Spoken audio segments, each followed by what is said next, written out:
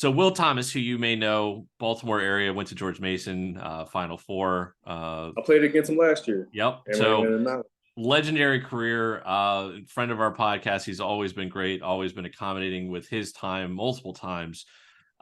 He actually asked, I thought it was a great question. What's something you're doing now that you wish you were doing at the start of your career, on or off the court? Saving my money. Saving my money, man. I mean, like my even in college, those little stipends we're getting, we didn't have NILs that the kids are blessed with now, but we had the little stipend, that little 1,200. I think you're. By the way, I got to interject here. I think you're a little too young to say the kids today. You're still in your 20s. That's how you know I've been doing this for. At least I feel old, man. I gotta call them the kids, but we weren't blessed to have those NIL deals where we kind of had 12,000. 1,200. I wish we were 12,000. We had 1,200 a month, and I would blow through that quick. Even my first year, after hearing what I could have made if I stayed at home in the G League and going overseas to France, my first year, what I made, you hand that to a 21-year-old. Oh man, I went crazy. I didn't really start saving and getting a financial advisor and putting money into a savings until probably my third or fourth year playing overseas. So, I wish I would have known to save kind of that more. I wish I would have known to invest more. I kind of was having this conversation with a few dudes back at home during this summer that I wish I would have done that. If you take that NIL money now as a college kid and you buy a property with it, just imagine how it'll expand even if you come play overseas over those years to your retirement, how that would have, because I had no idea about real estate and buying property. When I was in college, I had no idea about that. So investing wise, I would say probably I wish I would have known before now.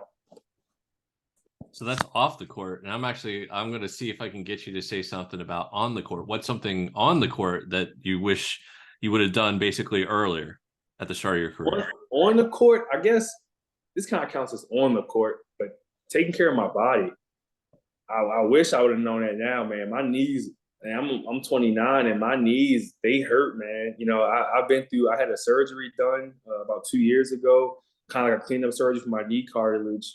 And, I'm not even I'm not a high fly, athletic, above the rim kind of guy, and I still kind of have knee problems. It just shows that, over here, how the intensity of playing over here is. We have two-a-days. I wasn't used to that in college. I don't think I had many two-a-days in college where you practice in the morning and again at night. That kind of adds up. And, being out of college and even my first 2 or 3 years, I literally would get out the bed, just drive to practice, put my shoes on, and just go play basketball. As kids, you're just excited. We just want to play. You don't see many kids just stretching and yoga and ice baths and hot tubs and cryo. You don't know about none of that. You just know about just having fun and playing basketball. And I kind of was doing that my first few years over here, and it's kind of catching up to me now. I wish I would have known, what to put into my body.